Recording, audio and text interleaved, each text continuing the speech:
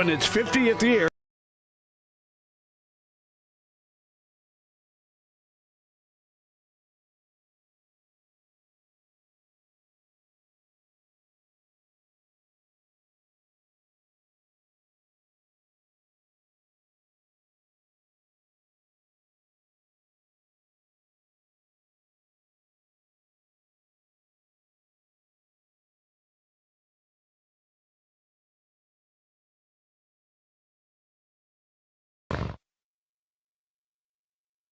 Real Country 550 and 92.9 WAME Statesville.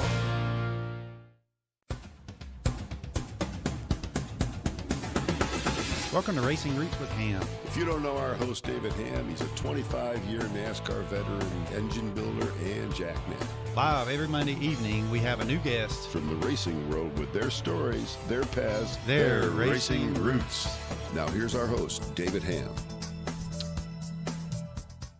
And good evening, and welcome to Racing Roots with Hamm, right here on 550 AM, 92.9 FM, live action in the Randy Marion studio. And we have, speaking of engine builder, we have Lanny Barnes as our guest this evening. And you've been, so mine says a 25-year NASCAR engine builder, but you've been in it over 40 years. Oh man, that just means I'm old. Thereabouts, yes. Yeah. I kind of did the math. I saw your little, the race card that I used on our opening picture there. And it said you were in 10 years, and that was from 1991. So I did a little bit of math there, and I said, God, that's 40 years. Yes. Man, and you're still doing it. That's a lifetime. Gosh, yes. I've loved every minute of it. Yeah, man. You seem like you're real happy. Try to be. Yeah. You've always been happy, though. Oh, man, when you ain't worked a day in your life yet, I mean, yeah. Ain't no sense in getting a real job now. You don't even need a paycheck. No, that's not true. Yes. And Marty called today, on the FaceTime. And that was pretty funny because you were sitting in the background. Yeah. And I guess y'all were getting your the flu stuff taken care of. But yeah, that was neat. That guy right there, man. I was his jackman in 2001. Yeah. And I always thought he was the coolest cat. He had the sideburns. I think he still got them. He still is a cool cat. He's the coolest dude on the property. And he's a drummer too.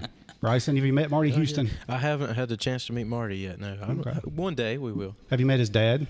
No, I haven't. Or Andy or Tommy or no, I haven't. I've seen him around at Hickory a little bit, but I've never really got to really meet him or talk to him really good. A lot of racing blood right there. Yeah, we'll have to get you to go to church, with Marty, and you can hear his band play at church. So oh, really? That would be neat. Yeah. Mm-hmm. Yes, and his nephew Clark is a champion. Mm-hmm. I believe he raced at Hickory too. Yeah. He ran that Southeast Truck Series, I believe it was. Mm-hmm. So they run at several different tracks. Yeah. All right. So, and speaking of champions, you won some races this year. With who were you with this year? We've been with AJ Allmendinger at Kaulig Racing. ECR leases the engines to them, and they privileged me to travel with them each week on Xfinity Series. So AJ won us 5 races this year, so it's been great for ECR. Mm-hmm. Very good. Yeah, he's been having a good year. Must be a part of that engine and that tuning too, right? Hey, man, those guys back at the shop, they do all the tuning these days, and we just got to make sure nothing falls off. Yeah, so. That's it. Yeah, so but you haven't got into the on the Cup side. They're doing all the EFI and all that kind of stuff. We're still doing old school. Still old school carburetors. We run 390s, in the Xfinity Series, and it looks like they're going to do it a couple more years, unless it's a big secret. So yeah. It costs a lot to switch over to the EFI stuff, so sure. Maybe we'll have a few more years with the carburetors. Mm-hmm. Okay. And you've been taking care of that team for the 7 years? With Kaulig, I think this is my 4th year with Kaulig. Okay. Yeah. Mm-hmm. But you've been with ECR. Well, you were Richard Childress Racing, because I knew you back at Sabco. Yeah. And then you left there to go to Richard Childress. Yeah, see, that was way back at '96. We went to RCR, and they allowed me to build qualifying engines for the 3-car for 2 years. Mm-hmm. And then they wanted to start their lease engine company, so they let us move over onto that side of things. And I think in 1989, RCR had one lease. I've got my years wrong. It was 99. 1999. Okay. RCR had one lease engine customer, and that was Mike Dillon in the Kingsford Charcoal Chevrolet. Okay. And then it exploded into 5 teams the next year, and it seems like it's been growing ever since. Mm-hmm. Okay. So it's been great. So you also work with our good friend Eddie Lanier Jr. out there. Oh, yeah. We get to see Deuce. We or enjoyed, the second. That's what right. he is. That's him. We enjoyed working with his dad, for many years until he retired, and still good friends today. Yeah. It's small world. Just to tell you how much of a small world it is, he lives like maybe 3 miles from me. Eddie Lanier Sr. does. Yeah, and I had him on the show. And then Eddie the second come in too. So Good deal. yeah. Good. That's good. You got some good guys out there. A lot of good people. We're surrounded by good people, and that's what makes championship teams. We've enjoyed it. So just right quick, who else from Sabco do you have out there? Oh my goodness, I should have brought a list. This year, Brian Price. say it one more time. Who else from Sabco? Yeah, from back in the day. Yeah, BP. Yeah. And Alan Rose. Alan, he went with another company a few years back, and he was there for a while. And man, got me drawing blanks now. I am 59. So Yeah, well, I wasn't. I should have brought a cheat sheet. I didn't prep you for this either, so That's we're okay. yeah. Well, we could talk about that as we go. Everybody knows me. So Yeah. it's funny. Yeah, man, that's right. Everybody does, and that's where whenever I post it on my Facebook page, Racing Roots. If you're listening and you want to follow that page, it's Racing Roots with Hamm on Facebook. And Eddie Lanier II says, he says that Lanny is like a big brother to me. Yep, and he says it's going to be an awesome show. Good man. Hey, we love Deuce, man. We've been together since I guess '96 when I showed up there. We've been together side by side ever since. And that's a long time. I just can't imagine. But that's good for you. Hey, I'm thankful, very grateful. Sure. I probably would have stayed at Sabco had, things not went the way they did with Ganassi coming in and all, And I'd have been there, I guess, 25 years. Yeah, something like that. Mike Bumgarner, he says a great guy.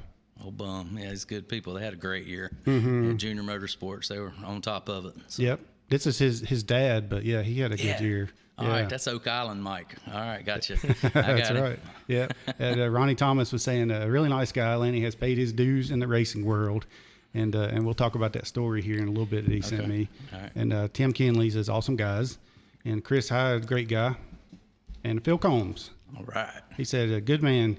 He should be a great show. Lanny Barnes, he said, go early and eat right across the street at that Groucho's over here, Good idea. Yes.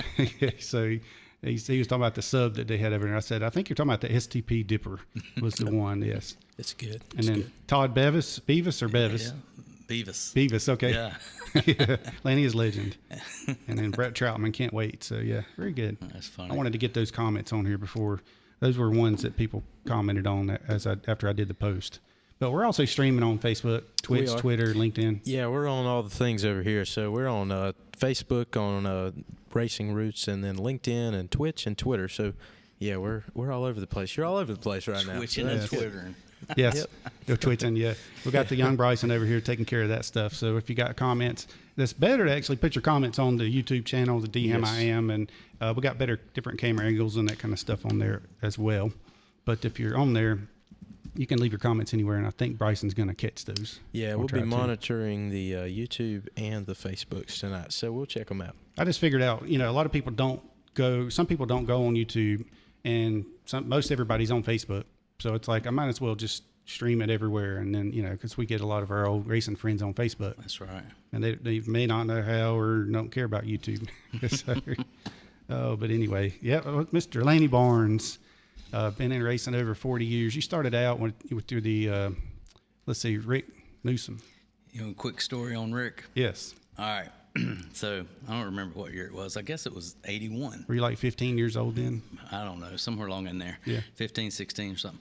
So I'm with my grandpa, and we're heading over to Charlotte Coliseum. Anybody remember Mid-Atlantic Championship Wrestling? Oh, yeah, man. Right, so, Hold on. Growing up and down in that area, it was racing and wrestling. That's it. That was it, yes. So I still think, and this is, I guess, biased, but Jim Crockett Promotions, that was the best wrestling. Still, I think to this day, they had the best entertainment, best showman. Yes. Ric Flair, Dusty Rhodes. Anyway, I'll Crockett stop. Park, I'll baseball, stop. Yeah. Crockett Park over on South Boulevard. Yeah. So we were on our way to a wrestling match at Charlotte Coliseum, and we were right there on 74 where I think it's Moorhead comes into Independence. That's at the old Gondola Italian restaurant. Well, right across the street was Jeff Handy's automatic transmission shop. Yep, I remember. All right, well, inside there, we went flying by, and I'm like, stop, turn around. We go back to that shop. There's a number 20 That's all I could see was a number 20 in the garage bay. And I went in there. They were actually in there working. And I said, hey, man, whose race car is this? I said, this looks like a cup car. And it's like, it is a cup car. I said, I want to work on cup car. I want to work on this car. And he said, well, son, you ain't quite old enough yet, but when you get older, you can. And I said, no, I want to work on cup cars now. Anyway, it was Rick Newsome. He's from Shopton, just south of the Douglas Airport. Yeah. And it was a single bay garage where his dad, his shop was. And that's mainly where the car stayed. It just was at Jeff's for a short period of time. And that relationship lasted for 4 years. And it was in and out, because he didn't race that much. So that was when we met DK Ulrich, Baxter Price, those kind of guys. And you just worked together. You never knew which car you were going to work it on. It was just, if you could get your dad to take you to the track, you could get in and go to work. Wow. So naturally it was free. But, oh, yeah, of course. It was where you got your start back then, and it was a lot of fun. Enjoyed it. And that's cool, man. That's a great story. I never heard that. See, we got a lot of stuff in common. That, Jeff Handy's transmissions there, and I went to school. Well, my sister went to school, was best friends with Sheila Handy growing up. No way. Yeah, so still keep in touch with her, and I think her dad actually raced some too. Jeff Handy raced some back in the day. Yeah. And that shop was really close to the old Diegard, Diegard and Home and Moody. Rick only lived 5 miles down the road from there. Shopton was right down that road, same road as they were all on there. So yeah, I used to ride my bicycle by the Diegard shop and all those down in that area. Because I lived over there off of Dixie River Road. Yeah. On over to Wallace Neal. Okay. In that area. It sounds like we had this plan. So Dixie River Road in 1983, when I graduated from high school, I drive straight over there the next day, and there's this dude. I don't know how it might sound inappropriate, but all I saw was the hind end of a guy raking beer cans out of a 1956 Ford. That cat comes out of there, and he's like, hey, boy, what do you want? I said, I want a job. He's like, what do you do? I said, what do you need? And he's like, well, you're a motor man, a fabricator, a painter? His name was David If. Oh. And I said, man, I just want a job. What do you need today? He said, come with me. Come with me, boy. You're going to be a motor man. And so he goes in there and introduces me to Bob Burnham and Ducky Newman. Yeah. Well, the rest is... Wow. It's been a long time ago. Just think about that. When I was riding my bicycle by, I should have just stopped and walked over there. I was probably about 12 maybe, and I might have got me a job that early, sweeping floors or something. We'd have been right there together. Man, yeah, because I had to wait like another 10 years or so. You could have pushed the broom, and I'd mop right behind you. Yeah. There you go. Teamwork. That's right. Yeah, man, that Home and Moody was over that way too. All these old-timey good stuff. But Rick Newsome was he raced in 82 races from 1972 to 1986. Yeah. What I had down on my stats. Yeah. Good guy, really good guy. It's good to me. So you walked into his shop and he said, you wanted to get into racing, and that's what you did. Yeah. Gave you a work job. Funny part about Rick, Rick, like I said, never had a whole lot of money to race with, but the cool part about it was Bojangles. Rick sold Bojangles and put them on the quarter panel of his Chevrolet. And I hate to quote a year, but 82, 83, and we'll back up. I'll go backwards in a minute. But sure. Rick introduced Bojangles to NASCAR, and he also introduced Danny Schiff and Bullfrog Knits out of Gastonia to NASCAR that later became a partner of Buddy Baker. Baker Schiff Racing. Oh, yeah. So that tied together there. But jacking back to 81, the big cars were in the 80s. So when you cut the big car down to put the 81 style body on, Rick sent me to City Chevrolet to pick the body panels up from City Chevrolet on Independence Boulevard. Oh, yeah. And, Rick Hendrick gave him some bodies panels and gave him a set of cast iron cylinder heads because he had me take them straight to Flowtech.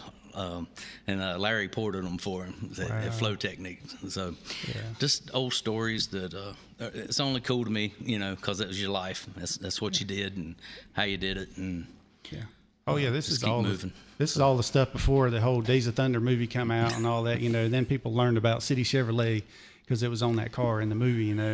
Dude, Rick Hendrick, but I don't have proof, but it's like it was a black 1981 Monte Carlo with Carolina blue stripes on it, and it had City Chevrolet decals on it. And if I'm not mistaken, somebody will have to tell us, was that the first City Chevrolet Rick Hendrick logos on a NASCAR Cup car? In 81, at Richmond. I just remember it, It's good question. So Because but back then it was, I think Rick Hendricks, when he first got into NASCAR, was like All-Star Racing or something like that. what was that, 84, 85-ish? Mm-hmm. So, yeah, it was way back, and then he would have had, but he still could have had his dealership on some of the cars at some point, but I don't know. So that was pretty cool. You know, we moved into the Race Hill Farm days in 83, and Bob Burham, he took us under his wing and helped us, you know, because we needed a lot of help. And after we both left there, he went to Junior Johnson's, and Bob later hired me at the end of 84 to Bob put an engine shop together for Buddy Baker. So that's how we got back with Buddy in Enochville at Booby Harrington's shop. And that's where Bullfrog Knits and Danny Schiff, we come back together with them. Okay. And well, Booby Harrington's another one of those names synonymous in the NASCAR legends. Yeah, for sure. R.L. Harrington. So that was a good time with Buddy. I guess what would have been, late 84 through 89. And I remember being at Talladega, and, sometimes my numbers are getting messed up here because I'm getting a little older. But Dennis Green, Hot Dog, he was a cylinder head man at Hendrick. And I'd always say, hey, man, you ever get me on down at Hendrick, man? Let me know. And he said, I got the next best thing. He said, Mr. Hendrick just sold a portion of equipment to a Felix Sabatis, and they need some engine guys. And John Wilson was the head engine builder, and I went and talked to John, and in 1989 was when we left Buddy Baker and went with Sabco. Wow. And there were just 3 or 4 of us, Jerry Wendell, Barry Cook, that was it, and John Wilson and myself. That was the beginning of the engine shop, and that was good times. It really was. I bet so. Was that the Peak antifreeze car? Yes, it was. Right? Yeah. I thought I saw a picture of you working on that car. Yeah. Maybe changing tires. Yeah, we still changed tires up till the year. Oh my goodness, Robin Pemberton came to be the crew chief after Gary Nelson retired from crew chiefing, and Robin wanted to change while he had a few more good years left, and that enabled me to stay at home. So I stayed at home, I guess, from 1992 until, probably 2012. We've been back out on the road since then. Oh, man. So it was good change. It's all been good. Most people get off the road and then they're done, but yeah, I understand. I got off the road and I was done for, 2001 was my last year going, and they sent me in 2004 to Talladega, but. Well, they helped me with that. They said, if you don't want to take a job with us on the road, we ain't got nothing else for you. I said, nah, man, I'm in. You're in, I'm yes. in. I understand. Yeah, man. I dabbled with it. I thought, you know what, I wouldn't mind going back on the road, but it's fun. Sometimes I miss it. Well, now we're only gone one night, typically a Friday night, and you're back home. So that's pretty good. The days are long in Xfinity. We have 14, 18-hour long days, but you're only gone one night. So it works out pretty good. Cram it all into one day instead of being several days. Yes, sir. Yeah, so that's good. And so back to where we're talking about the Rick Newsome right quick. We're kind of going back in time a little bit, but I wanted to mention this story because Ronnie Thomas was telling me about it, Oh, yeah. And so your version of the story is pretty close to what Ronnie said, but tell us about that. Okay, so I think we were going to Pocono, and we were loaded up, and it's just my memory. It seems like it was a 1956 Ford ramp truck, and Ronnie can help us with it because it was his daddy's, Jabe's ramp truck. Yeah. And I guess, I don't know if Rick got it directly from them, but I think he did. We were traveling north to Pocono, and it just kept cutting off. Just the engine wouldn't run. So we go over on the shoulder of the road, and we're just, I don't know, in between exits in Christiansburg. And somebody stops and picks us up, and, Mr. Newsome took the carburetor off of the truck. And we go into downtown Christiansburg. I think it was a Gulf station, as I remember. And here we have a legend Jabe Thomas, rebuild the carburetor. And he's like, I've rebuilt this carburetor several times. That's my truck. And I'm like, this is pretty cool. And he rigged us up an inline fuel filter. And we went back, bolted it on, put the fuel filter in line because the gas tanks were rotten. It was rusting out. So anyway, he got us to Pocono and back home to Charlotte. Now, how was it possible that you happened to be at around that same exit? I don't know if we call it fate, just the good Lord looking out for us, but it worked out perfect. Yeah. I mean, it ain't like we sat there 30 minutes either. It's like we had just barely come to a crawl, and it's like, bam, there was help. Wow. So it was heaven sent. Man, yeah, that's awesome. Steve Knight was saying Lanny is a great engine builder and was a great tire changer in the day of the no fire suits on pit road or pit road speeds. Lanny was one of the first employees at Sabco and was part of many poles and race wins. Man, old Steve was one of the best parts guys that we had back in the day. That we were pretty fortunate. Most of the teams only had like 5 engines. I think we had 22 short blocks just for Kyle Petty and the 42 car. So it was it was a new era. Yes, how about that? And don't let us get by old Steve. Steve was a pretty good wheelman. Steve ran a sportsman racer too at Charlotte, and I remember old Gary Nelson fussing at both of us for going so fast over there. It's like, we don't need to be going that fast. So Steve had to cool his jets just a little bit. But I remember his car. I think it was like a Stewart Lighthouses or something. It was something like that. It was beautiful. That sponsored his car. You can tell us there, Steve, who that was. And our good friend Dickie Dennis is tuned in up in Virginia. He's the, have you ever heard of the 2014 at Richmond, the fence climber? The guy that climbed up on the fence, stopped the race. Yes. Welcome. Yeah. Yeah, that's our good friend Dickie Dennis up there in Hopewell, Virginia. I've had people sit there, they said, man, that was my hero. Doug Yates said that. It was so funny. Yeah, because he stopped the race. Unbelievable. Threw his hands up in the air. He had left his phone sitting down there. So he was like, man, I don't have my phone. I want to get a selfie with the 4 car as it goes by. At least he wasn't streaking. Yeah. Oh, my gosh. Sissy Odell here in Statesville and Brett Troutman. Hey to y'all. And Dargan Watts is down in Daytona or down in Florida. He says, hello, everybody. Have you voted yet? Yeah, we're going to work on that tomorrow. I believe tomorrow's the day to get out there and vote. So we'll take care of that tomorrow. But we did want to mention a few other things before. I don't want to forget these. Coy Gibbs, 49 years old, passed away at the night. Everybody's already heard that by now, but passed away the night of the race that his son won the championship. And he was 49. He's same as JD. Yeah, that's so sad. And prayers to the family and to our family at the race team too. So we count them all as brothers. So yeah, sorry to hear that. Yeah, that's one of the things about NASCAR. Is whenever something happens to anybody, you're all competitors, but you're also family. Absolutely. You work day in, day out with those guys on the weekends now. I mean, that's right. And then sometimes in the shops too. But yeah, and that was interesting. I knew JD. I didn't know Coy though. Yeah, unfortunately, I really didn't know either one of them personally, and our paths just hadn't crossed. But no doubt, great people, great family, and it's I don't know, you don't have the words to describe it. It's just a sad situation, and prayers for young Ty with what he'll be mentally going through. Definitely will make him stronger, and it just made him grow up really fast. Saturday night, Sunday morning. So prayers to them. Mm-hmm. Yep, absolutely. And do you want to add anything to that, Bryson? Yeah, I just, you heard the rumors on Sunday, and when they confirmed it, it's just, I think everybody, kind of comes together in racing in situations like this. I found it interesting, when they announced it, Kyle Petty was one of the ones that was the first to speak about it.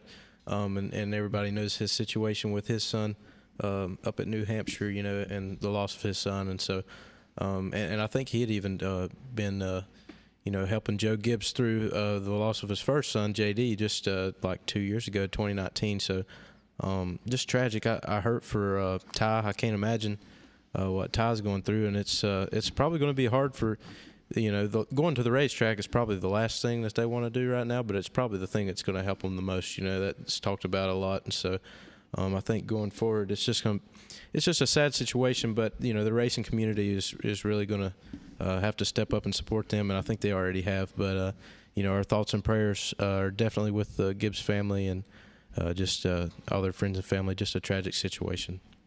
Yep, for sure. And I want to mention this too, that Joe Logano, this was the first time, this is a statistic, that the first Ford driver to win 2 championships since David Pearson in 1968 and 69. That's big. Isn't that crazy? That's awesome. A long time, man. Yeah, It makes you wonder. It does. Man, I wish Davey could have hung around because I don't believe it would have took that long. No, So, yeah, you're right. for about sure. that. Yeah, for sure. He's definitely a great one. We lost way too soon. Yeah. And For the couple that might not know, it's Davey Allison, Hewtown, Alabama. There you go. He was awesome. Mm-hmm. That's right. All right. Another thing, if Stoney's kids are tuned in down at First Community High School in Florida, it's our good friend Stoney Ballard. All right. Yeah, he always tunes in. So I'm surprised I haven't seen him on here yet, but he'll be on here. Yeah. And he teaches a high school down there, an automotive class. Okay. And so sometimes he gives his students, this is part of their assignment, is to watch the show and answer 5 questions or something like that. So we always try to lead them in the right direction. Yeah, absolutely. If you got any advice for the younger kids, let's say somebody wants to get into NASCAR or they just want to get in the automotive field, Well, what do you think about that? that's pretty funny because I have a 19-year-old. He just turned 19, and my advice to him was to go take a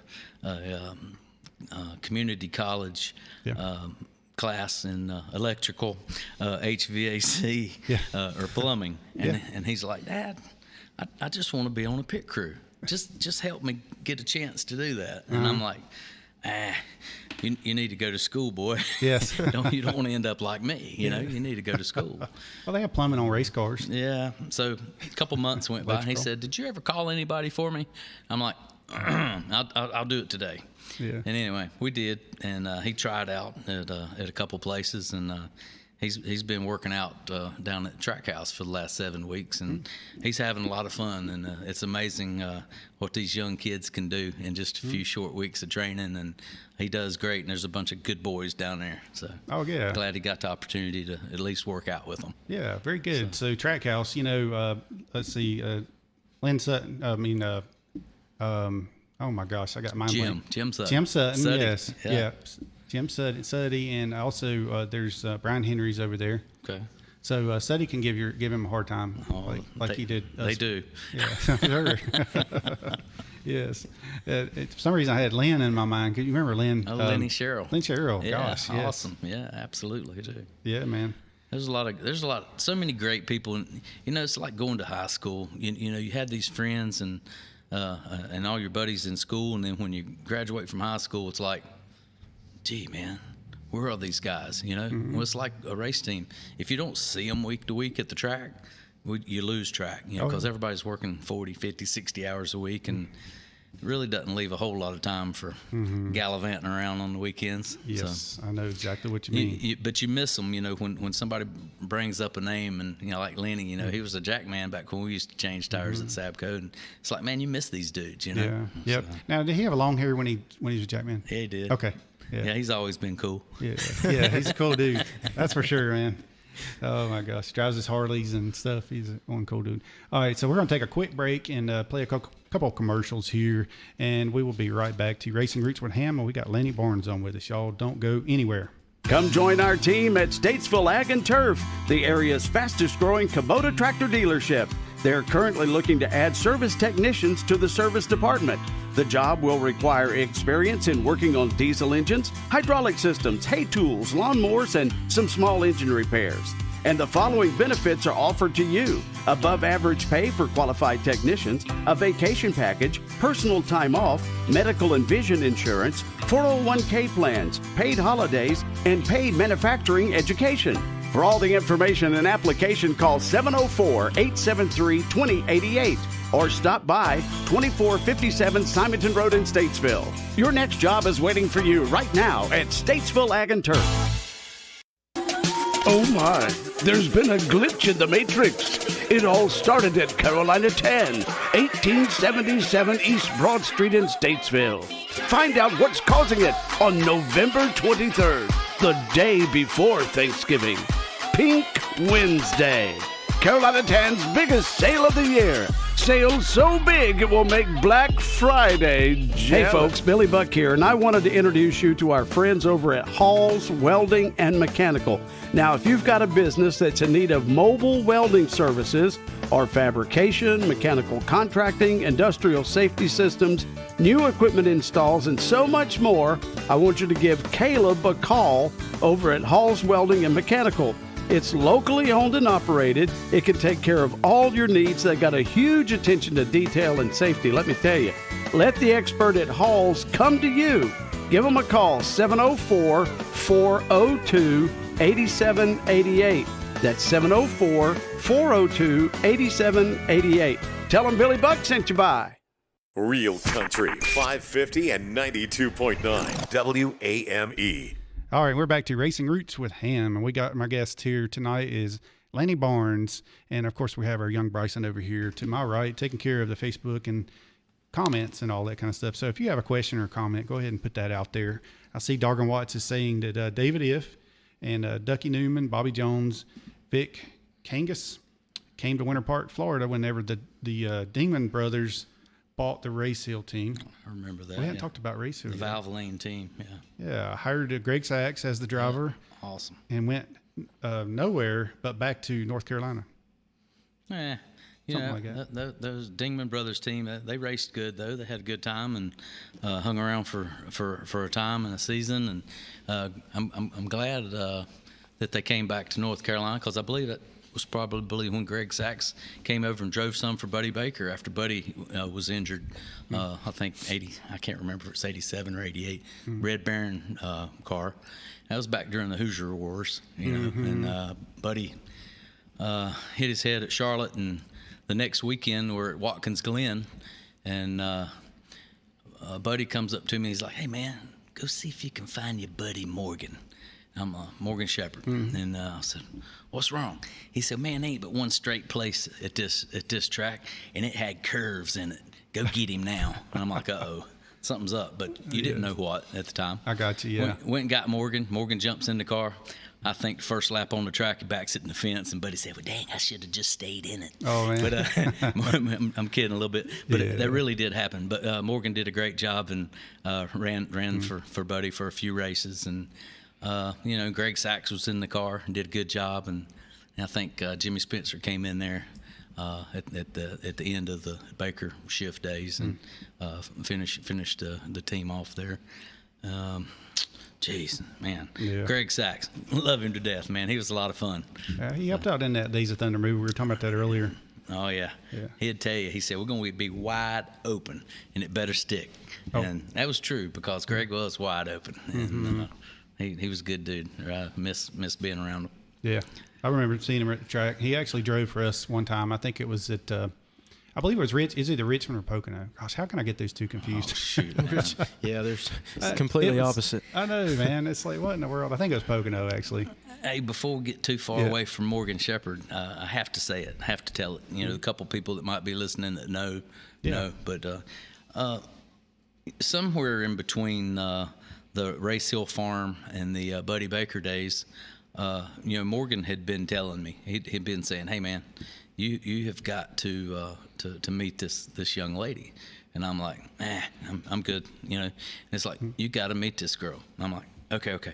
Well, 6 months went by, and I don't know why I was so hard-headed, but you know, running around, you know how young people are.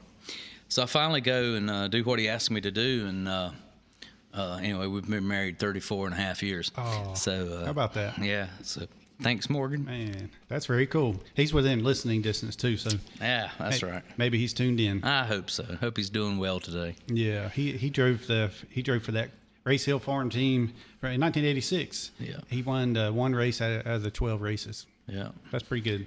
Yeah, he rode that car pretty hard. I think he won a couple Atlanta races in the 47 car. So, yeah, he did good with that team. Yeah, very good. I see a comment by Steve Knipe. He's talking about his sportsman car. Do you see that? Oh, on yeah. YouTube? Yeah, I got you. He was talking about who his sponsors were, and this was he said top sales. Sorry, I'm stuttering here. Stuart Hatteras Yachts, Health and Sport Works, and Militech 1 metal conditioner. He said that he ran 8 races with a best finish of 2nd in October of 1994. So, and then he says he had many lunches with Lanny at Sandwich Construction and Hertalkers Park Drive-In. Oh, yeah. Herlockers. Yeah. Ribeye steak sandwich with cheese. Yeah, that was my favorite. Oh, man. Yeah, I mean, Steve's a good one, man. He was in fast company no matter where he was at. Yeah, so, that's right. Like I say, a lot of great guys there. Mm-hmm. There sure was. I mean, you started there before I was. I think when I started there there might have been maybe 15 or so. I'd say something like that. Because we had the machine shop. There was me, Doug Hess, and then we had like Jerry Brady and Scott. Scott Glasscox. Yeah. Was over there, and then but there was only like two people in the machine shop, 2 people in cylinder heads, 2 engine builders, and then the car side. It was a lot of fun back then. It really was, and you got to do a little bit of everything back then, and and with all those people doing that, you still had old Jerry Wendell keeping everything in check at the engine dyno. Oh, yeah. He had the final say. Yeah, final say. He put the super tune on them. Yes. I remember getting caught up in the machine shop and going back there and mounting balancing tires. Yeah. I'd go climb inside the race car, or I'd go do whatever I needed to do, That was good. Jerry would get mad at me, but I love talking about him because he's an amazing person. Jerry Wendell is one of those guys that could do anything. Mm-hmm. He could build a building. Yeah. He could build the engine. He could machine it. He could work. He could fix any car. ASE certified mechanic. I mean, the guy was just awesome, and I really think a lot of him. He's my brother, and I love him, and he knows it. So for something that he couldn't do, his brother Terry could do it. Twin brothers. That's right. Worked in NASCAR forever. Oh, God. I think they had enough stuff in their building that they could build. I don't know how many race cars they could build from the stuff they collected. You're right. You're probably right. Not supposed to mention that, but it's statute of limitations is up by now, I think. I got a quick Jake Elder story about the twins. Suitcase Jake. I don't know. Say we're at Talladega. And old Jake was over there working, and he's like, "Hey, we got to hire that guy.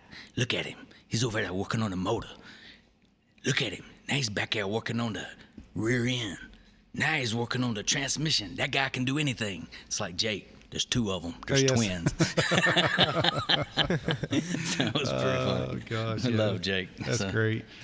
Yeah, because Terry did transmissions and gears. Yeah, it was pretty cool. Yeah.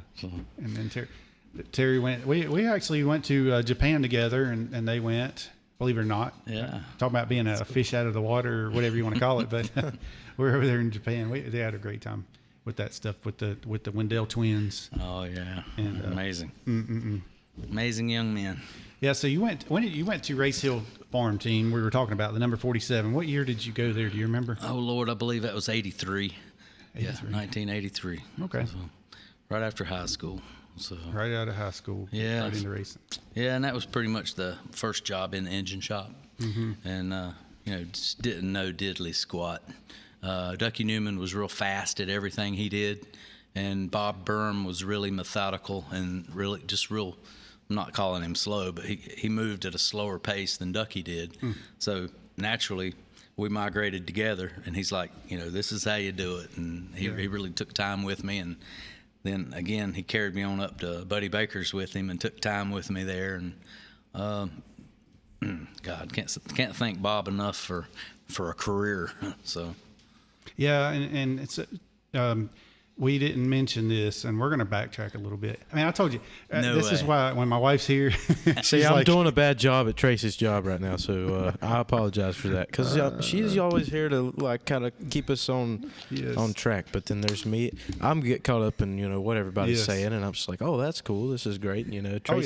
Tracy's good for us because she keeps us in line, and so I'm failing at that. So I'm sorry. It's okay. I'm surprised she's not on here. She's actually to keeping us straight. Hey, Jim Dooley, they're up in Virginia, by the way. But she's at home taking care of my dad this evening because I pretty much was with him most of the day today. Yeah. So she's there keeping an eye on him because he's got the Alzheimer's. But he likes to get up and sit down and get up and sit down. But a lot of times he's not steady enough to go for a walk, and he wants to go for a walk. So we just pretty much got to keep an eye on him. That's good. But yeah, for sure. But I was going to mention Rick Newsome. We were talking about this before the show, and this is why a lot of times I don't like to talk about stuff before the show because I'm like, have we talked about this now? Because then And but he died in a plane crash. Mm-hmm. Yeah, I think it's August of '88, 16th or 18th of '88. Yeah. Mm-hmm. And He's 38 years old. Backtracking, he had come up to me at Rockingham that year, I believe it was, and asked for a list. He said, "Get me a list of an engine shop, all your machines, all the machine tools you need to build engines, dyno. Make me a list." Wow. And he said, "I'm going to sign a deal finally." He said, "We're going to sign a 5-year deal," and we made him that list. And he'd left out of Gastonia and took some executives from Tycaro in Gastonia and was going by Pageland to pick up another person or two. And that's where he met his end, was on the inbound flight to Pageland. And they were trying to pick up, I guess 1 or 2 other executives, and they were going to Selcam in Raleigh to sign a 5-year deal. And he was going to have his dream, have a big race team. And anyway, God had other plans, and he's got it all planned out for all of us. And a lot of times we fail to give him credit. We try to make so many things happen, and we just feel like we're in charge, but we're not. We're just all a part of the show, and we're acting out his love song to each one of us. So yeah, and that is so true. And it's hard to whenever you're young, it's hard to see that, and then you look back on the things that have happened throughout your life, and you're like, oh, so that's why this didn't work out for me, and that's why I went this direction instead. That's true. Yeah, very true. So he was only 38 years old whenever he died in a plane crash. You said he had all of his pictures and everything. Yeah, his dad, Oliver, Mr. Newsome there, he said he had his briefcase with him, and he had every picture that he had, with the exception, I think, 2 that were framed on the wall on the little back porch there at their house in Shopton. And I don't know if Jerry, his brother Jerry, he's a parts manager at one of the Chevrolet dealerships in South Charlotte. Man, I might say it wrong, but I don't want to say Larry Smith Chevrolet, but it was a Chevrolet dealership there, and he's probably retired now. But he helped on the race car when there was no one else, and he took care of things nobody else would take care of, and that was just what brother did. So. Okay. Yeah. So that was where you were there whenever that happened, or what? No, I was at Buddy Baker's at that time in '88, and we just heard about it, like everybody else did on the. I mean, I think we were loading up to go to Michigan, it seems like. Yeah. But funny how you remember things, But, right, sure. Yeah. So then after that, that's when you went to Race Hill Farm Team, the number 47, going back to that. So that was Jack Beebe. Yeah, the Jack Beebe team out of Connecticut.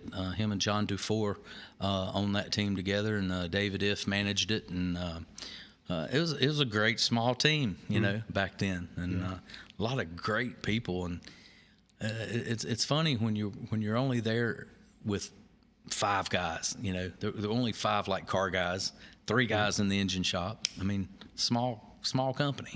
And Gary Nelson, I'll never forget something he said. And talking about shotgun blast, we're just jumping around everywhere. Yeah. Sorry, but try to stay with us here. Yes. We don't know where we're going either. But Gary, he used to say, "Man, 9. Magic number's 9. You don't need any more than 9 people per car." Oh, wow. And I'm like, come on, man. It ain't your money. Yeah. You know what I mean? He's like, no, but that's what it should be. It should only be 9 people. Well, I laugh about that because that was 1989 at Sabco that Gary Nelson said that. And I think this is, 2022? And it just, every step of the way, it looks like we're marching back toward that, with all the owners. That's what they're asking for. And it's like, shoot, there was only like 5 of us this year pushing that car around everywhere. So, we're just getting smaller. That keeps up with the budgets. I think it was about 4 or 5 years ago, they cut it back to like 12, Okay. And then now we're going lower and lower. But, hey, whatever keeps us old men a job, and whatever keeps the young men a job and keeps our sport healthy. Because, I mean, without NASCAR, there's a lot of us wouldn't be doing what we love to do. Right. Yeah, for sure. So that Jack Beebe, he was a school bus company tycoon up in Connecticut, as you mentioned. And so you had drivers like Ron Bouchard. He won one race, I guess, 1981. Yeah, Talladega. And then you had Harry Gant drove for a couple years, 3 years maybe, part of 79 to 81. Yeah. 80, 81. And then Jeff Bodine in there too? Yep, Jeff Bodine. Yeah. And then Don Worley Satch. Oh, Satch Worley, yeah. Rocky Mount, Virginia. 1978. Modified driver. Yes, sir. There you go. Some of these names you hadn't heard in a long time, right? No, that's cool, though, because Satch, Yes. his family, they built Log Cabin Speedway, and that's where they had, that was the first dirt track I know of that had a walk-through tunnel. Oh, and yeah. I remember going up there with Morgan, and they ran a Cup Celebrity driver race. I think Tim Richmond might have won it.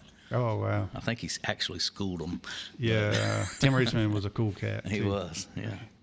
And then Kel Yarborough ended up buying that team in 1987, basically.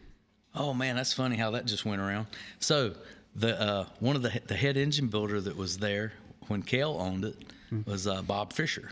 Oh, okay, yeah. And Bob Fisher just took over as the head engine builder over ECR engines, in the last couple of weeks. In the last couple of weeks? Yeah, he had been R&D manager for years, Yeah. but he just took over just in the last couple of weeks. So Okay. looking forward to all the bigger and brighter things that are going to continue to happen there. Yeah.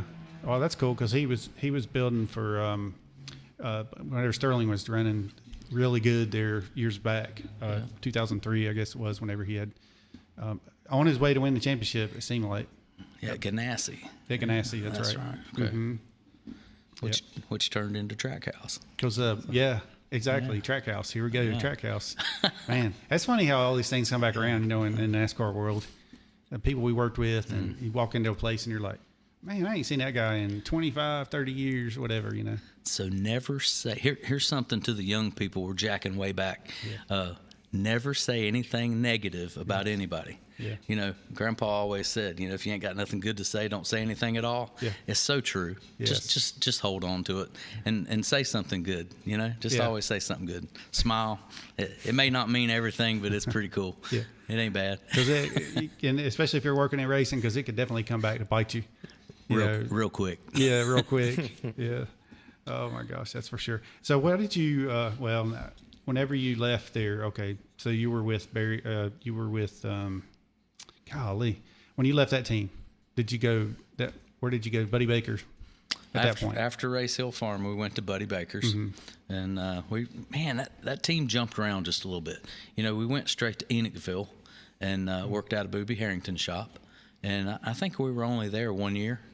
And then they started construction on the shop on Highway 150 beside Big Daddy's Seafood Restaurant. And, Buddy had 2 buildings there. And he was sponsored by Oldsmobile. So Oldsmobile built him 2 buildings, and it was called Thermal Dynamic Research Labs. That was the engine shop. Okay. And Bob ran that company, Bob Burham. And it was just such a great place to work because it was like family. So, you had Brian and Brandon Baker, Buddy's 2 boys, and Margaret, his mother, and Buddy, and myself and my wife in a van that traveled to these races every weekend. And it was not every weekend because we only ran 18 races a year. Oh, okay. And I told Buddy that's the last thing me and him said to each other was about 2 weeks before he left us. I said, Buddy, I got to thank you. I said, not only was it the best race team I ever worked for back in that era of time, I said, but I got to thank you for allowing my wife to travel with us to the racetrack because it gave us that solid foundation of marriage, and it also gave us that solid foundation of getting up at 5 o'clock in the morning, driving all night. And she said, I really don't want nothing to do with this. Is it all right if I just stay at home? So, like I said, it's worked out for 34 years, and so it's been good. Yeah, that's cool. So you went from Enochville to almost Denver. Yeah, and stayed in there till probably 89, and 89 was when made that transition to Sabco, and moved down on Ora Road down in almost, it seemed like downtown Charlotte to me. Yeah. Country boy, from South Gastonia, and coming into the big city, it's like, woo, man, there's a lot going on around here. Yeah, right. So it was right off North Tryon. It is also a cut over to 49 at the university, kind of. By Tiger Tom Pistones. Yeah, that's right. Yeah, man. That was a cool place. But when we moved from there, and you went with us to in '95, we moved up to Mooresville. Yeah. And so we built a shop there, or Felix Sabatis did. Yeah. And so Lakeside Park, Yeah. Rolling Hill Road. Yes, sir. That was a neat experience. They gave me the privilege. They kicked us out. They kicked us out into a building out back and put me back there with some guy from Wisconsin. He was a little hard talking to you, but I liked him because he was a pretty smart fella. And his name was Joe Hornick. Oh, and yes. old Joe was their R&D guy. And they said, if you can find anybody here that'll work with you, you can go back there and try to make us some horsepower. Oh. And he said, you're my guy. And I'm like, okay.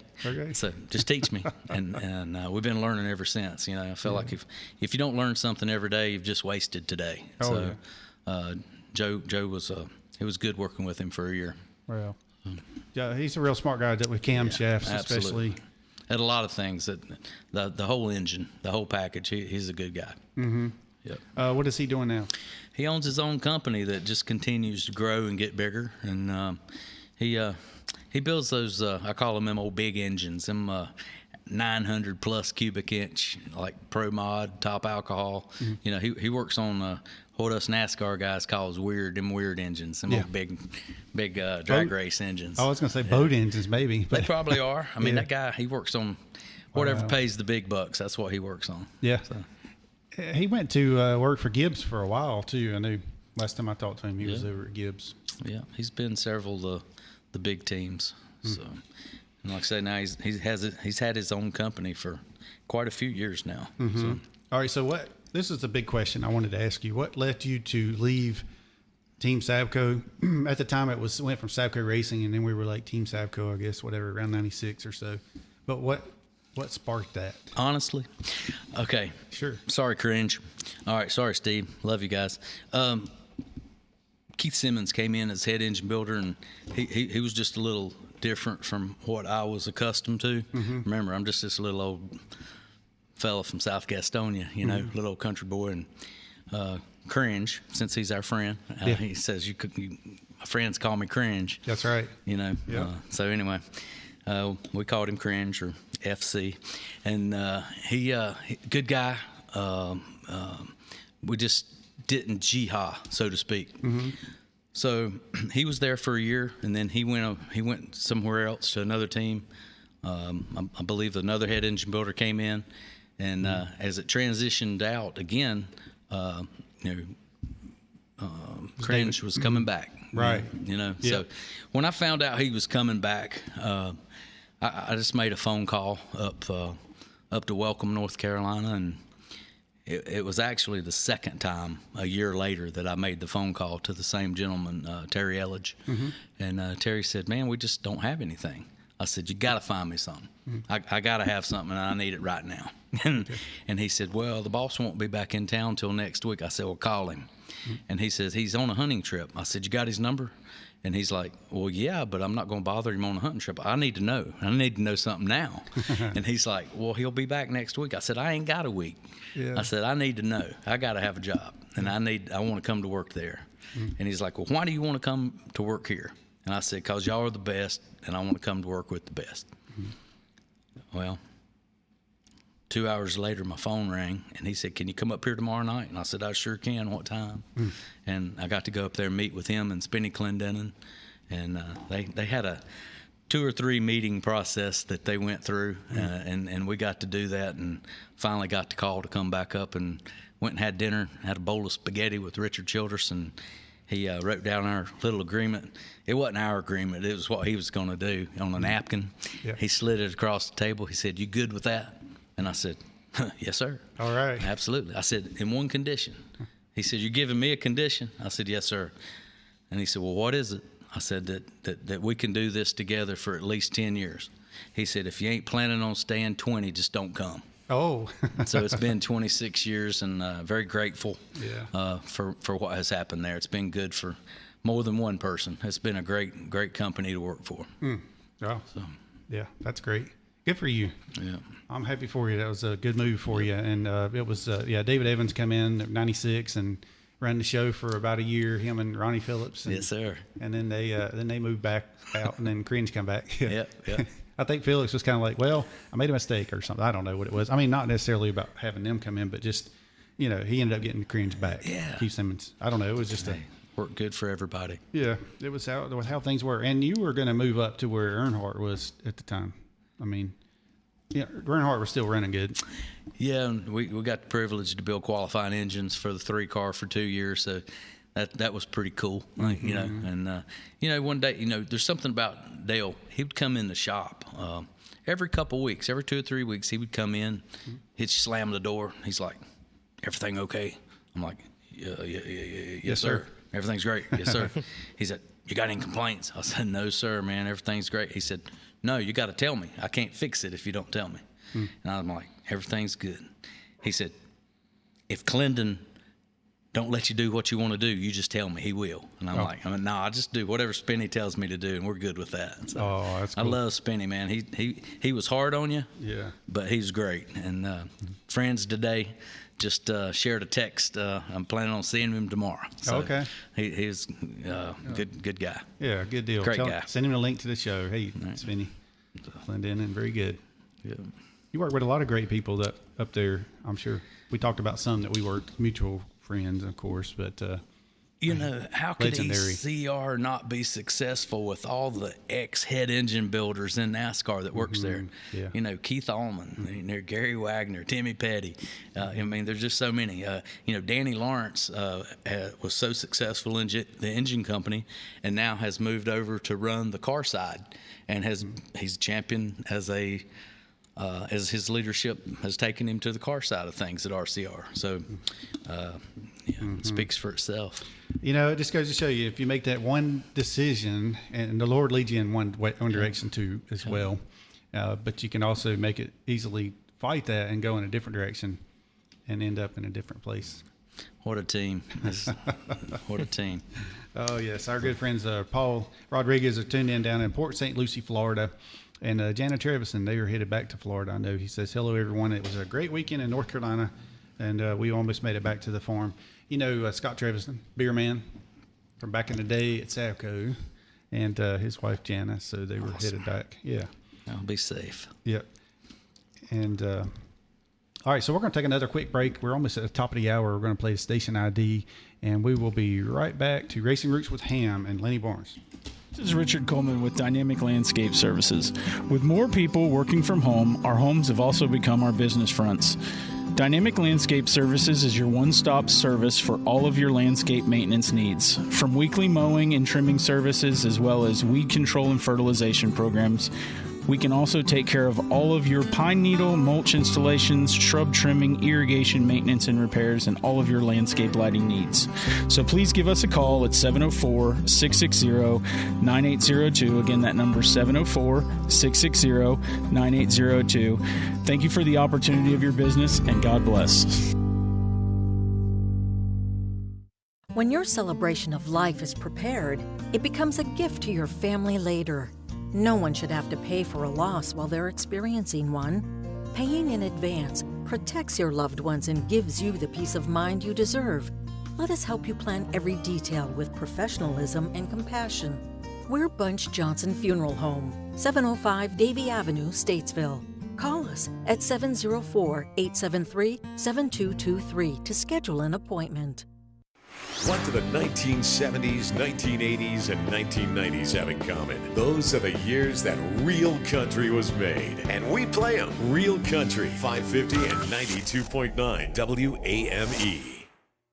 With more than 20,000 students, Iredell Statesville schools rank among the 20 largest school districts in North Carolina. Our teachers represent a wealth of knowledge, with the average teacher in our district having 15 years of teaching experience. Iredell Statesville Schools' innovative approach blends a one-to-one technology initiative with collaborative best practices and a hands-on approach to learning. In addition to traditional school settings, the district provides a wide range of exciting educational opportunities through our choice programs, specifically designed for unique student needs. No matter your age, your background, or your personal goals, there's a place for you in the Iredell Statesville Schools. Real Country, 550 and 92.9 WAME, Statesville. And we are back to Racing Roots with Hamm, and we've got Lanny Barnes in the house with us this evening. So thank y'all so much for tuning in. If you're listening on the radio, you can go on to my YouTube channel, DHammiam, and see us there live in the studio on video. I was going to say, just don't do that while you're driving, because if you're listening on the radio, you don't want to get on the YouTube. Wait till you get home. Do it safely.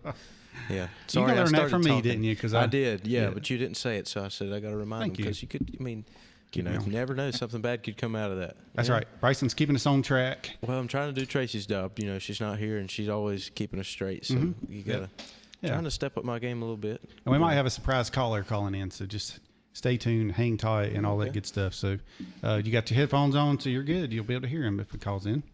So come on in, caller. But all right, so where were we? Before we went to the commercials, we were talking about how it is. Hey, good day, mate. I'm not sure who that was. I don't know.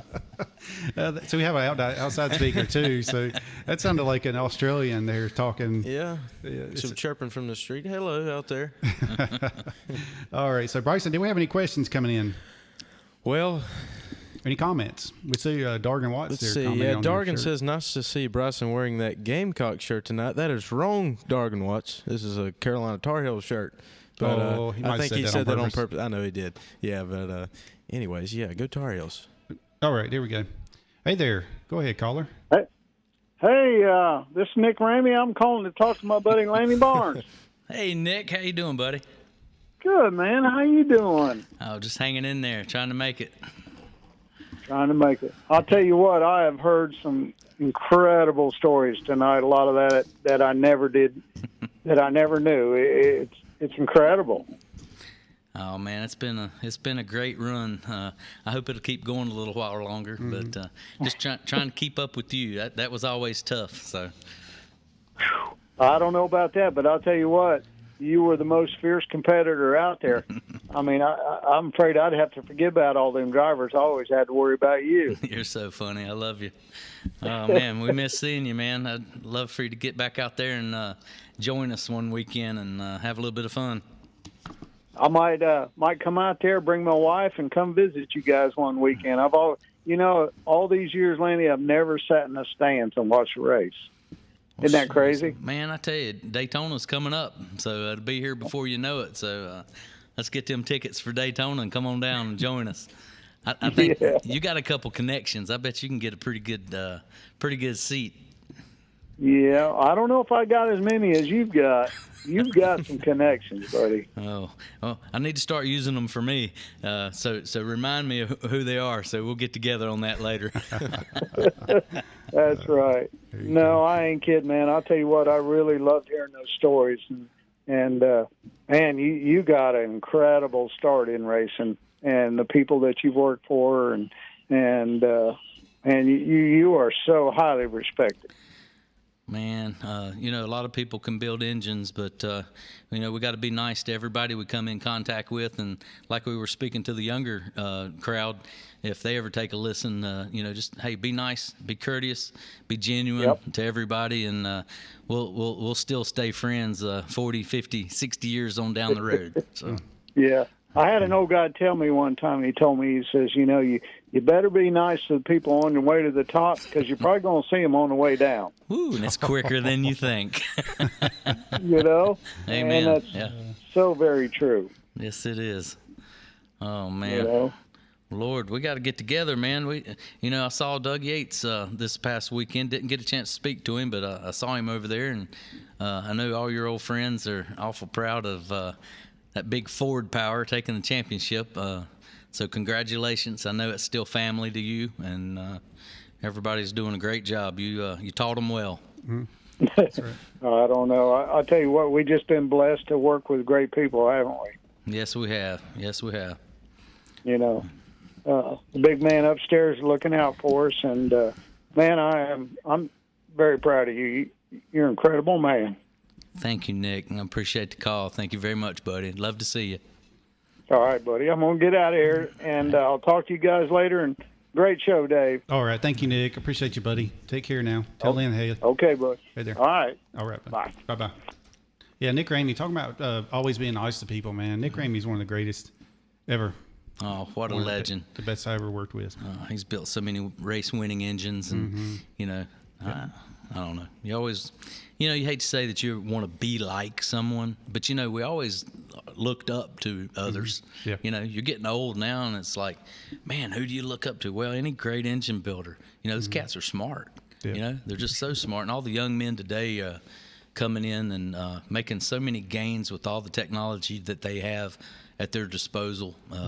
It just seems to be a lot easier than it was back in the 80s. Oh, yeah. 90s. Back then, now you got computers you can find stuff on and run simulations and all that kind of stuff. But back then, you just had to tear it down and rebuild it. And it took a few years, you know, for them to get it right. You know, at the beginning, you know, naturally it didn't work out that good. But after about 10 years, man, it's like, gee whiz, that's going to take a lot of jobs away right there. And it did. And but you know, smart guys are still smart guys, and they're doing a great job. And you know, NASCAR had to step in.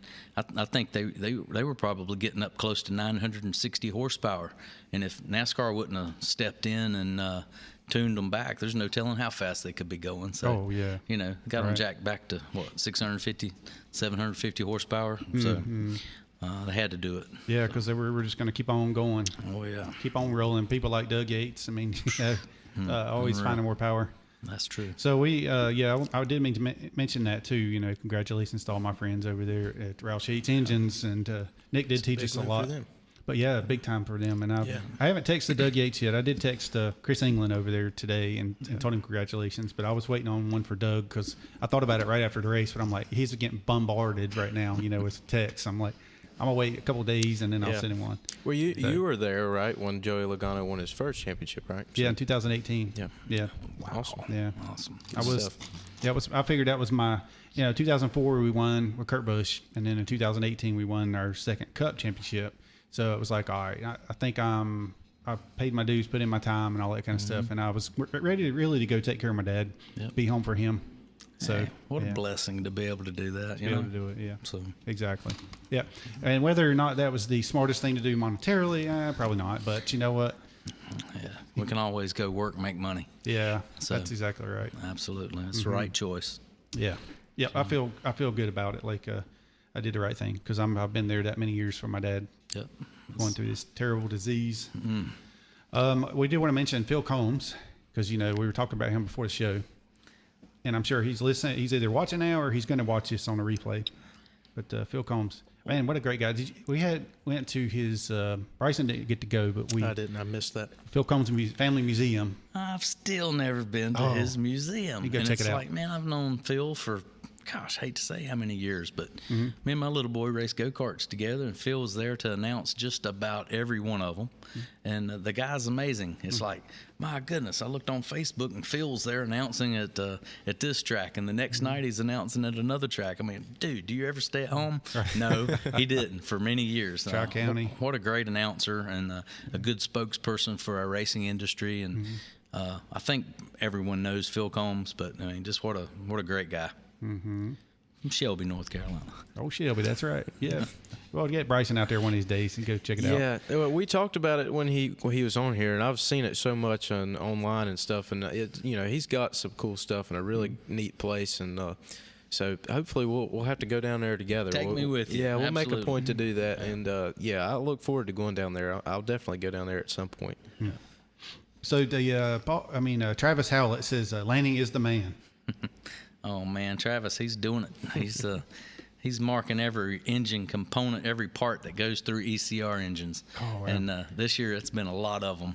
And that's a tough job right there. Yeah, he came to ECR in May of 2007 when Richard and Teresa merged, and the two companies tied together and brought a tremendous amount of technology up to Welcome, North Carolina, and a great guy Travis is, and his family, and there's just so many great people. You can name every individual that works there. It's full of good people. I think we're back up to probably close to 130 people again at ECR. Okay. Now, is that all in the same building? That's two buildings. They got the research and development team that work next door, and then the production engine shop, and they keep them separate. And it's just, I don't know, man. It's an unreal deal. There used to be the building out off of 64 that was sort of like research and development as well. That was years ago, and I'm talking back pre-2000. Yeah, because I knew Davis, one of my friends that I worked with at Bill Davis Racing. Yeah. His yeah. Are you speaking of BNR? Yeah, BNR. BNR, yeah. Ronnie Rivas and Mr. Bingham, Ken Bingham, BNR. They were out of Winston-Salem, and they did a lot of the 311 cubic inch engines back in the Sportsman era. Before the the Sportsman, Busch Series, and then Xfinity, and they did a lot of development work for Mr. Hendrick, and they were awesome back in the day, and still are. They do quite a bit of project work there still in drag racing today, and good people. It's all about the people. You got to have your Richard Childresses and your Yateses, but you got to have good people, doing the job for them. And we're blessed to have a lot of people that make the trip to welcome, every day. Yeah, I was thinking about comparing the number of people there. We had around 100 people, a little over 100 there at Roush Yates Engines in that one building, and then we had another building where it was I don't know how many we had over there, and then they had the manufacturing solutions, the machine shop, and they're constantly adding people in all those buildings. But yeah, it's all about the people.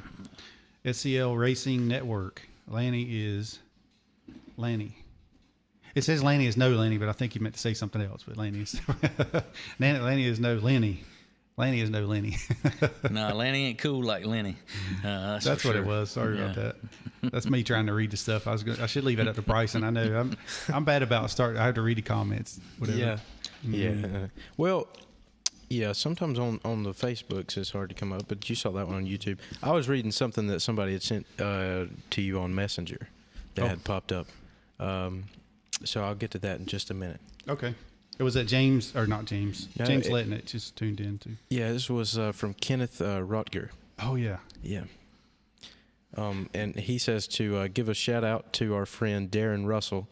He says yesterday was his last race. So he says he's branching out, and he's one of the good ones. So he said he'll be missed down in the trenches. So he wanted us to shout out Darren Russell. Darren was a tuner over at Penske. You know Darren? Maybe not. No. You probably know him if you saw him. Probably. Yeah. And he's retiring to do his own. He has his own business. All right. And it's I think he does like haul away stuff. I don't remember the name of the business, but anyway. Okay. He's been in racing forever as a tuner, and I believe he was with the 21 car this year, if I'm not mistaken. It might have been the 2 car. They did a little mix up there over at Penske. Okay. A couple years back, and anyway, he's gonna take the leap of faith. Hey man, get out there and get after it. Do something that some of us other guys are too scared to do. So make it happen. Yeah, absolutely. Yep. That's right. And that's pretty much what I did. I took the leap of faith. I had started my own business and was able to get out and go and do my own thing and make enough money to pay the bills is basically what I needed to do. What I found out about faith and having faith, man, I got all the faith in the world for you. I'll pray for you and have all the faith that it's going to happen for you. Yeah. But man, when it comes to me, I need you to have it for me. Yes, you know what I mean? Because I'm scared to death. You know? Yeah. So I was too. Whenever I decided to get out, I was yeah. A lot of encouragement from my wife. I believe it probably helped more than anything. But I was also working nonstop then too. I would work on all weekend. I'd work, and then I'd go back to work, and then I'd go at lunchtime, and then I'd go back. It was just all the time work. But Richard Bostic's tuned in. Boss Tonic. Yeah, man. Talking about legends here. Richard Bostic. Sure. Yeah. He says he's relaxing and he's done for the year, but he's been really busy. And also, do you remember Bob Patterson? You might not. Yeah. But you remember Bob? He traveled with us with the 40 car. Yeah.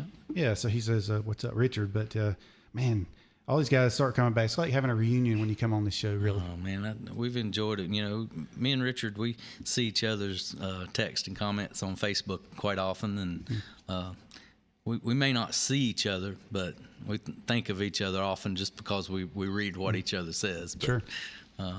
He was one of the best gas men on pit road and one of the best truck drivers, and I guess now he's the best motor coach driver. So yeah. We miss Richard. Still living the dream. From Hoffman, North Carolina. Yeah. He's still he lives out there over that direction still. Yeah. He's been on the show. Awesome. Yeah. Really. Have to get him back in here one of these days. We're going to do a lot of YouTubing.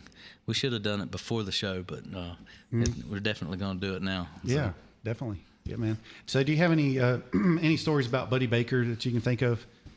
Because I know you worked with him for a little while. You know, Buddy was just such he was a little bit hot-headed. I do have a story, and I hope he doesn't mind. So, like I said, Buddy, he'd cut somebody loose in a second. So we had a lot of turnover. Okay. And that's just the way it was, you know. And like I say, we were sort of like family because I hung with them, you know, with Brian and Brandon, and we were together, you know, for those 5 years. Just seemed like all the time. Did to me anyway. Right. And we traveled together and hung out together, whole deal. And I remember in Riverside, California, Joey Knuckles will remember this. We're at the airport, and this guy comes in and slams a sweatshirt in a garbage can. And I'm like, hey, man, what's the matter? And he's like, Baker just fired me. And I said, well, can I have that sweatshirt? You don't need it anymore. Man, that was Denny Wade. Denny Wade was one of the best gear and training builders in the industry, and still in the industry today, and a great guy and a legend in his own right. So did he really get fired? Yeah. He did. They had a misunderstanding in Riverside, California, as I remember it. But again, man, that's been a long time ago, and that was Muttley, you know. Yeah, Riverside, they hadn't raced there in a long time. Yeah. 87 maybe, 86, 87. Gosh, so, yes. Yeah. Bostic had texted me and said, tell hello. Hey, Richard. Yeah. Miss you, buddy. All right, so that's you worked. How many years did you work with Buddy Baker? The end of '84 until 1989. Okay. So a good solid 5 years, and it was a good deal. Oldsmobile back team. Started out, like I say, with Bullfrog Knits out of Gastonia, Liquid Wrench, Solder Seal, Radiator Specialties out of Charlotte. Oh yeah, remember that sign down there? That was the first, the '85 sponsors, and then you know, Crisco. Crisco, that was the most beautiful race car, you know, for years. And then the Red Baron frozen pizza car, and that's what Steve just said. He said Buddy Baker, Red Baron Pizza, Oldsmobile, nicest looking car in the garage. Yeah. Steve Knight. Yeah, Buddy had some really nice looking equipment, and I wish my memory would work. You know, Dave Roberts out of McClenny, Florida, a most amazing fabricator, and his son Don. They worked there, and talking about skinning one back to make it go fast. Daytona and Talladega, they sure knew how to do it, and several other guys. You know, Doug Richard, you know, was there, crew chief for a little while, and Joey Knuckles, you know, for a little while, and Jake Elder, you know, he came through there, you know, a little bit. And like I said, there's quite a few people came through there over that 5 year period of time, but it just, you know, once Buddy got out of the seat and the other drivers came in, it sort of wasn't the same. But I'll tell you a Baker story on the way home from I guess it was Watkins Glen, the race I told you he called for Morgan to drive for. Right. We're on our way home, and you know, Buddy's driving. Well, I knew we went the wrong way, and I said, "Hey, Baker, we're supposed to." Boy, I've been coming up here since you was little, and so I just sat over there, and you know, I was quiet for about another 40 miles, and he pulls over and pulls up to a service station that was open on a Sunday afternoon, a little bit before convenience stores. And he said, go in there and find out where we're at. And then you're going to drive the rest of the way home. I'm like, yes, sir. Yep. So went in there, and just as we expected, you know, we turned around, backtracked about 40 miles and took him home. Well, it was that next morning that I guess he went to see Dr. Petty, and they found that blood clot on his brain from when he had wrecked at Charlotte. You know, he blew out the Hoosier tire, and there was blood clot on his brain. Had surgery that day or the next day, and pretty much saved his life right there. Wow. And Baker was just a lot of fun. I'm glad that that's a part of my career. I got to be around him. Sure. You know, and Kyle Petty, you know, we got to fly together on his little Beechcraft Baron, you know, when there was just like maybe 5 people, you know, and those were just fun times before it got so big. Right. And now you're on on a jet with 50 people, 2 or 3 different teams, and it's still great and it's still fun. It's just different. And I don't know if I know for me you're not as close, to people. You just go work your hind end off, and you can't wait to go home and rest. And then you come back and you do it all over again. You just keep repeating, right? Reset, repeat. And well, I'll tell you, if you ever get out of racing, you're going to have to find other things to do and to occupy your time. And that's what I've had the biggest struggle with. Is like I got so used to just working all the time that I feel like I have to keep always doing something. Yeah. And I'm still to this day that way.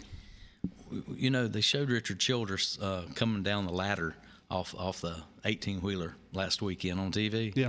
I'm like, man, that he's got to be mid-70s. You know what I mean? Look at him skin that ladder. I mean, he came right down that ladder, and it's like, we compare our parent to that, and it's like, my dad ain't gonna be going up no ladder like that. You know what I mean? Yeah. I mean, it ain't happening. That's right. And Richard's still in fabulous shape to be the age he is. Yeah. And it has to be a love.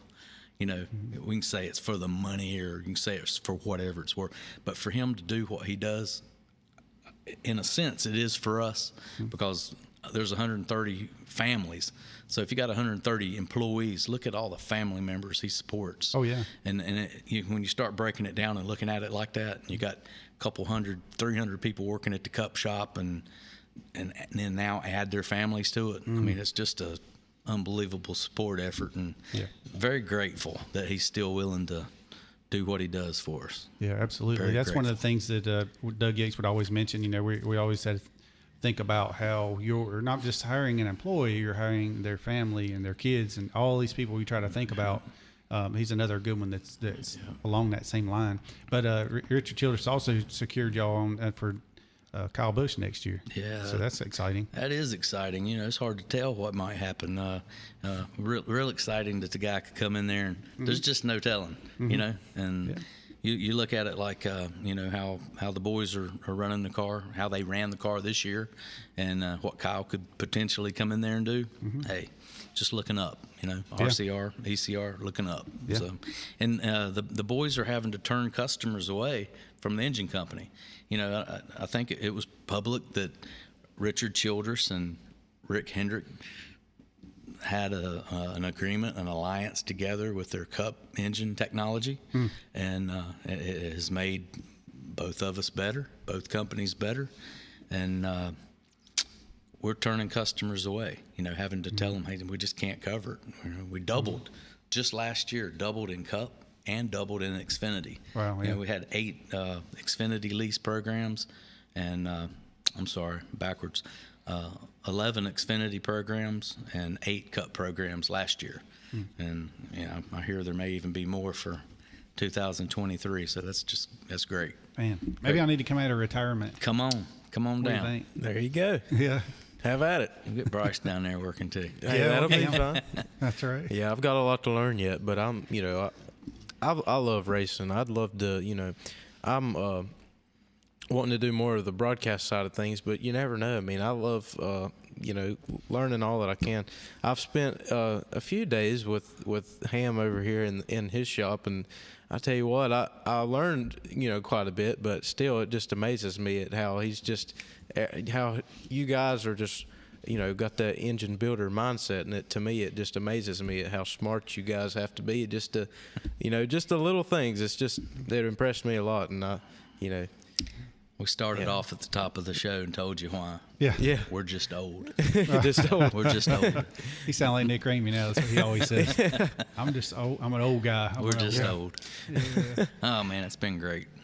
Well, there is one thing that's for sure. Once you work in NASCAR and you decide you want to get a job somewhere else, doing something else, then a lot of times that's at the top of the order. That's your resume, that you worked in NASCAR, and people are like, man, those guys know how to work. I mean, that's usually the way it is. That's good to know. Yeah. Yes. Well, I never thought I'd be doing radio stuff. I mean, that wasn't something that I went to college for or whatever. It was all, it was all about cars, automotive, and engines, and that kind of stuff. And then here I am doing this. But somebody asked me one day. They said, "Man, what are you gonna do?" what are you going to do when you finally give up racing? I'm like, man, I ain't got a clue. I guess I can make engine noises and just be on the radio doing stupid stuff. So we'll do something to have fun. Yeah. So. You could be a guest speaker. You could be a, what do you call it? Whenever you go in and tell people how they need to run things, how they need to run the engine shop. That sounds good. That's what we need to do. Yeah. Waiting on that call. Yeah, waiting on that. Oh, man. Oh, I tell them all the time, as long as God gives me the health to be able to do what we do, I still want to do it, because what else? You don't love anything else. That's what I've always loved to do. So yeah, I think that's true. Kathy said, if you find a job that you love and you do it every day, you'll never work a day in your life. Yeah. So we're sticking with that plan right now. Yeah. So. That's what talking about Doug Yates, he would always say, where else can you work and do what you love to do and get paid to do it? Such cool stuff. Yes. You ain't going to work on this for a Saturday night racer. Oh, my gosh. Yes. Tracy's finally tuned in. She says, howdy all. Sorry I'm not there, but Pop is finally in the bed, but still not asleep. So my dad lays down. He's got Alzheimer's. So he lays down, and then he's like, I got to get out of here, or I got to, go somewhere. And we kind of look at each other and sort of laugh, but it's it's a sad thing. It's really sad, but it's like he's so relentless on he's like a kid that won't go to sleep. You keep telling him, okay, Dad, that's good.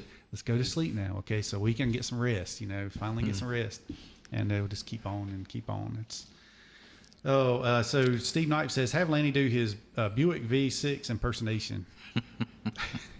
The V6, the old Buick V6. Man, I might blow a speaker out or something in here. I don't know how it's going to go down. Turn the mic down a little bit here. All right. Oh, my goodness. You going to do it? Are y'all ready for this? Go for it. Man, I always like to do the field coming through the tri-oval at Daytona. Oh, yeah, that's a good one. And our old friend Kirk Shelmerdine bringing up the rear. So, I know everybody always laughs about it at work, but I'll probably flub up, so I might have to do it 2 or 3 times. But I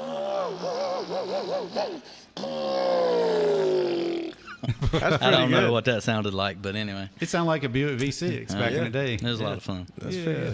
We've always had a few laughs. Yeah, you can see it.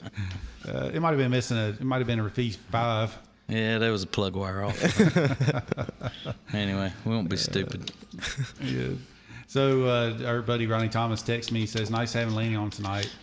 He's really paid his dues through a lot of racing years. Seems the drivers and car owners have always gotten the majority of racing covered, so it's great you recognize them. But just as important also are the guys like Lanny that are the backbone of making the cars run on race day. Yeah, for sure. Awesome. I want to look up to Ronnie and everything he's done for our sport. Yeah. In the Stone's Cafeteria Chevrolet. Oh, yes. Yeah, that's funny because that was a sponsor to Ronnie back maybe in his with the Louis Smith and Stone's Cafeteria back his rookie year. Yeah. In the 70s. 77. And, well, Jay Stone. 78. 77. Jay Stone from Christiansburg, Virginia. His family owns Stone's Cafeteria. Oh, well, he came to work for RCR. Yeah. Great guy. Oh, man. Yeah, so I got to meet him. Yeah. And he's a great artist. He's a good guy. So. Yeah. Wow. Very cool. Yeah, thanks for tuning in, Ronnie, and that's a great point there. And so that's one of the things we'd like to do on this show is so whenever all of our friends here are watching the race, they can say, hey, they can pull for Kyle Busch next year or more, or whoever, whoever your ECR drivers and whoever y'all are doing engines for at the time, and then put a face to the name of the team. Yeah, thank you. Yep, because most of my listeners, a lot of them are Ford fans, but it don't hurt to switch over a little bit. No, man, come on over to the bow tie brigade. There you go. Yeah. I did Chevrolets for 10 years, and I was like, I don't think I'm ever going to switch over to Ford, and then I finally did. It's like, well, all right, I did it. That brings up another funny. I was down at Morgan Shepherd's one night working on one of his V6s, and he did run forward a little bit. That's why. And I'm trying to degree this cam in, and I'm like, man, these numbers are weird. I just can't get it figured out. Yeah. And it was getting late, so only person I could think of that would answer the phone at that hour was Competition Carburetor Development, Boyce Eckert. And he was about a mile away, and I said, Boyce, I'm having trouble, man. I can't get this cam degreed in. I'm down here at Morgan's working on this thing. And he's like, oh, which side of the engine are you working on? Oh, then I do it all the time. Well, the number one. He said, the number one on a Chevrolet? And I said, yes, sir. Yeah. He's like, flip it over and try the number one on the other side. And I'm like, oh, man. That's number two on a Ford. So anyway, It worked out good after that, so thank you, boys.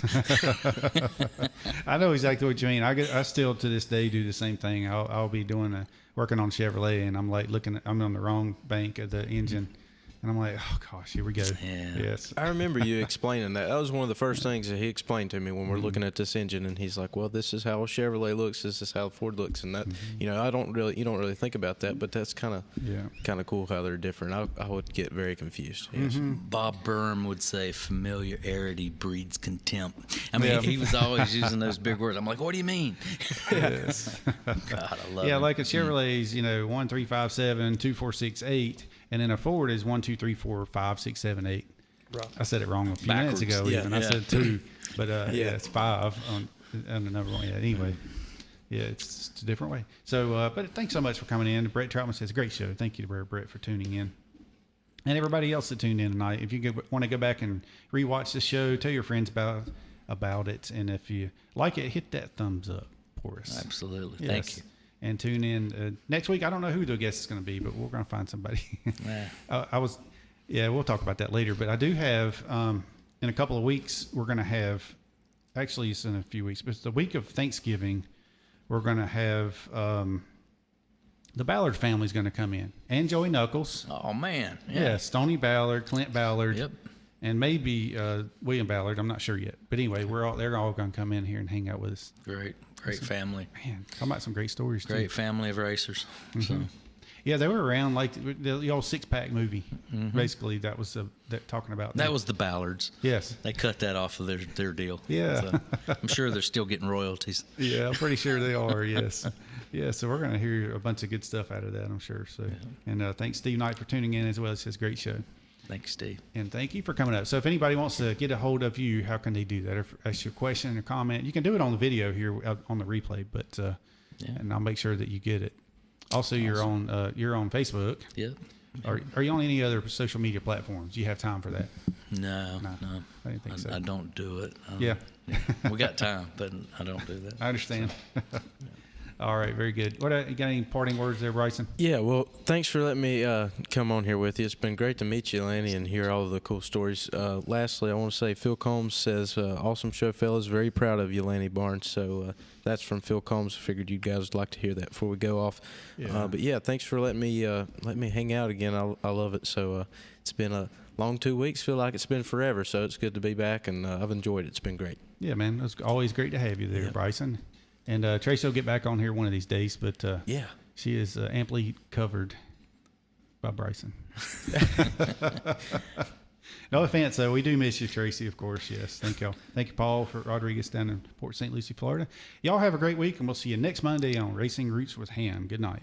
Hey, friends, Billy Buck here, and the weather's finally turned cooler for us, and now's the perfect time.